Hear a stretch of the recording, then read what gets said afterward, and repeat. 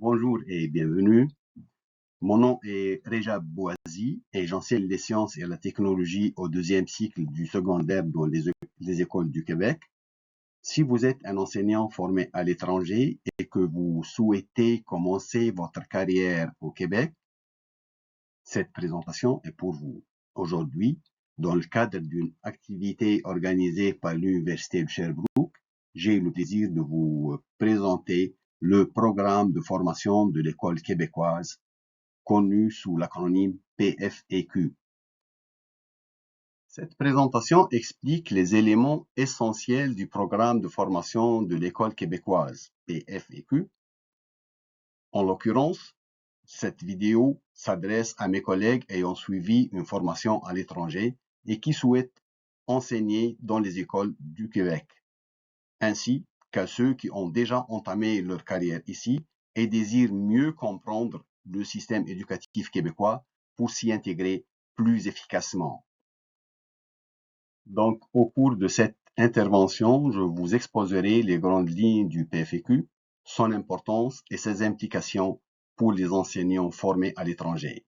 J'aborderai les étapes suivantes. Je commencerai par une introduction, je parlerai des fondements du programme de formation de l'école québécoise, une situation d'apprentissage et d'évaluation, les défis auxquels sont confrontés les enseignants qui ont une formation à l'extérieur du Québec et des informations pratiques et puis une conclusion.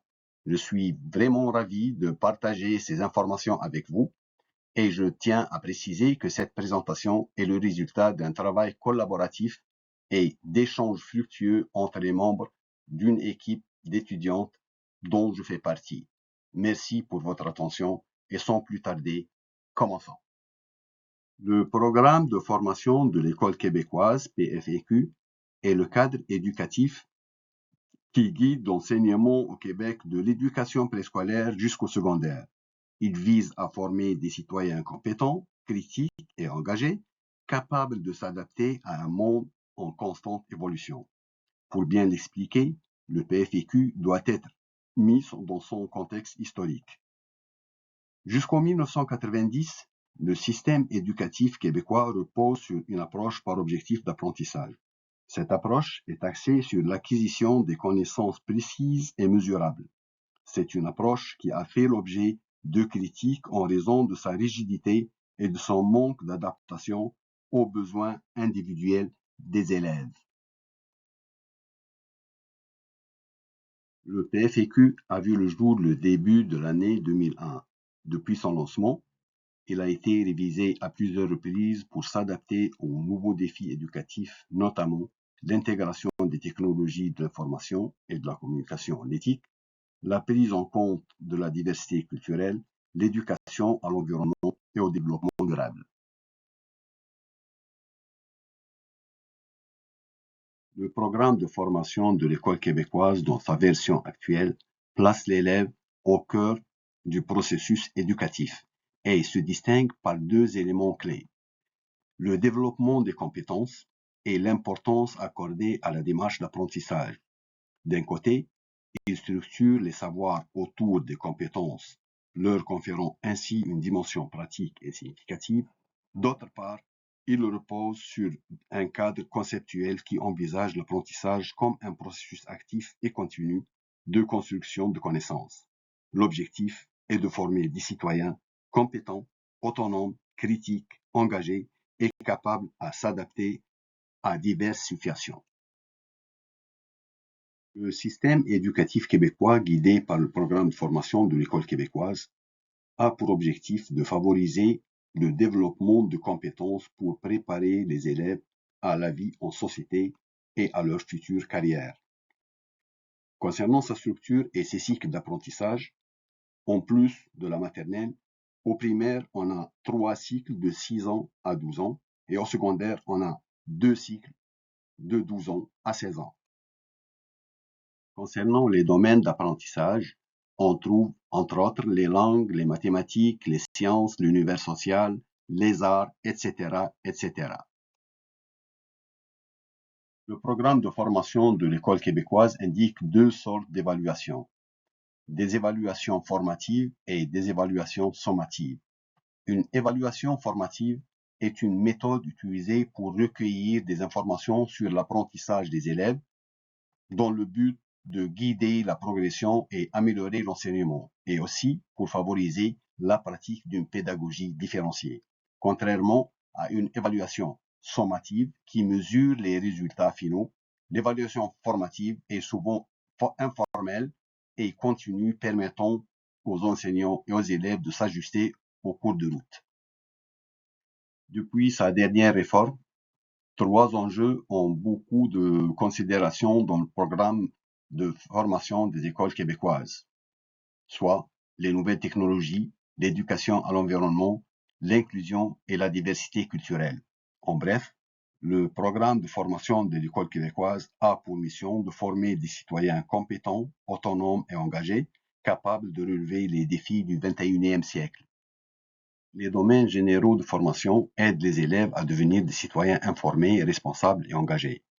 Les DGF peuvent être assurés par leur intégration dans les disciplines ou par une approche interdisciplinaire. En résumé, les domaines généraux de formation enrichissent le programme de formation de l'école québécoise en reliant les apprentissages scolaires aux enjeux de la vie quotidienne et en préparant les élèves à agir de manière réfléchie dans la société. Dans son contexte actuel, le programme de formation de l'école québécoise se repose sur l'approche par compétences. Et dans les compétences, on en trouve 3 familles principales. Les compétences disciplinaires, les compétences transversales et les compétences interdisciplinaires. Une compétence disciplinaire est définie comme la capacité d'un élève à mobiliser un ensemble de ressources, exemple connaissances, savoir-faire, attitudes, pour accomplir une tâche ou résoudre un problème dans un domaine d'apprentissage spécifique, exemple sciences, mathématiques, langue. Elle se caractérise par l'intégration des savoirs, l'application en contexte et la transférabilité, c'est-à-dire appliquer les apprentissages à de nouveaux contextes ou défis. En résumé, une compétence disciplinaire va au-delà de la simple mémorisation de l'information. Elle permet à l'élève d'agir de manière réfléchie et efficace dans un domaine donné. Les transversales sont des aptitudes générales qui ne sont pas rattachées à une matière en particulier, mais qui sont utiles dans tous les domaines d'apprentissage et dans la vie en général. Elles englobent la pensée critique, la collaboration, la communication et la méthodologie. En résumé, ces compétences permettent aux élèves de s'adapter et d'agir dans des situations variées, que ce soit à l'école ou dans leur vie quotidienne. Les compétences interdisciplinaires sont des aptitudes qui permettent aux élèves de faire des liens entre plusieurs disciplines et d'utiliser des savoirs variés pour résoudre des problèmes complexes. Elles se différencient des compétences disciplinaires liées à une matière précise et des compétences transversales applicables dans tous les contextes. La situation d'apprentissage et d'évaluation qu'on va aborder se rapporte au secondaire 4, STE. Une situation d'apprentissage et d'évaluation vise à développer des compétences disciplinaires et transversales tout en abordant les enjeux actuels. Pour une telle situation, on a 3 compétences à évaluer. La compétence C1, chercher des réponses ou des solutions à des problèmes d'ordre scientifique et technologique, mettre à profit ses connaissances scientifiques et technologiques et comment communiquer à l'aide des langages utilisés en sciences et en technologie. Bien entendu, ça doit être un langage approprié. Le contexte général de cette situation, les élèves sont chargés d'explorer les avantages des défis des énergies renouvelables, solaires, éoliennes, hydrauliques, dans le contexte québécois. Ils doivent évaluer l'impact environnemental, économique et social de ces énergies. Le déroulement, comment il va se passer? Il va se passer sur 3 phases. La phase de recherche, les élèves étudient les différentes sources d'énergie renouvelables et leur fonctionnement. Ils analysent les données sur la production et la consommation d'énergie au Québec. La phase d'expérimentation, en laboratoire, en groupe de deux, en équipe de deux. Des élèves construisent un prototype fonctionnel, par exemple une petite éolienne ou un petit panneau solaire.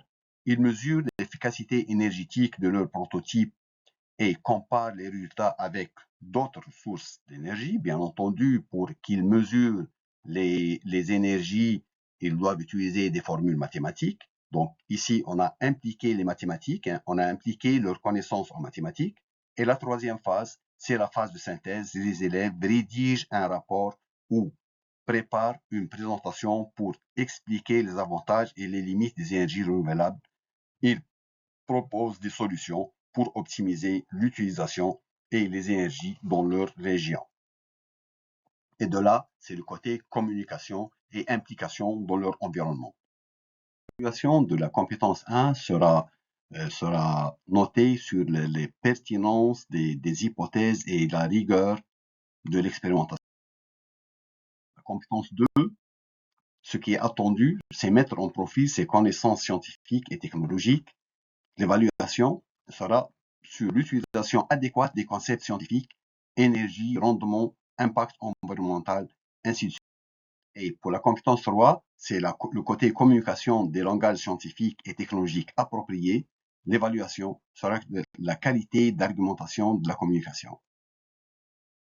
Ce qu'on peut remarquer, c'est que dans cette activité, on a touché aux approches interdisciplinaires et transversales. Pour l'approche interdisciplinaire, il y avait l'intégration des sciences, des mathématiques, des technologies et des enjeux sociaux. Pour l'utilisation d'éthique aussi, on a utilisé des logiciels de modélisation des capteurs et des outils de collecte de données.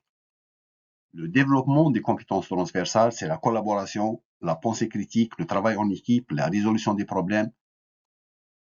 Les enseignants ayant suivi leur formation à l'étranger arrivent avec des expériences diversifiées et sont généralement habitués à des approches de planification structurée et ou fortement encadrées.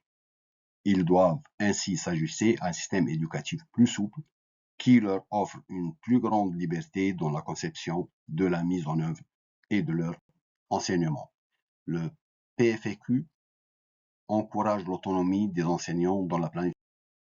La gestion de classe inclusive au Québec représente un défi important pour les enseignants car elle vise à répondre aux besoins de tous les élèves, y compris ceux qui ayant des besoins particuliers, par exemple des handicaps ou des difficultés d'apprentissage, diversité culturelle, etc.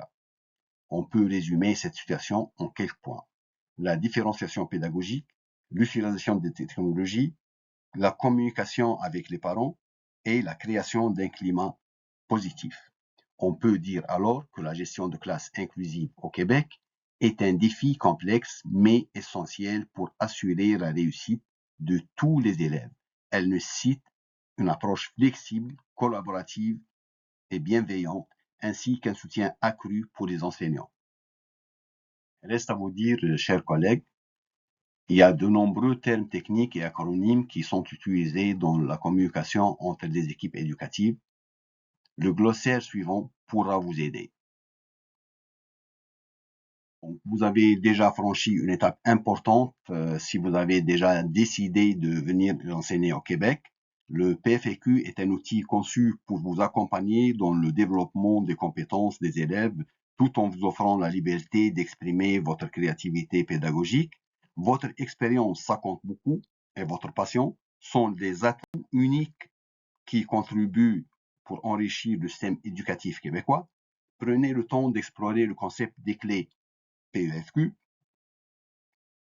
N'hésitez pas à solliciter les soutiens de vos collègues et vous avez toutes les clés pour réussir.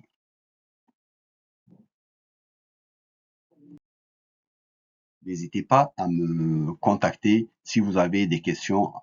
Mon adresse courriel est le suivant. Merci beaucoup et au revoir.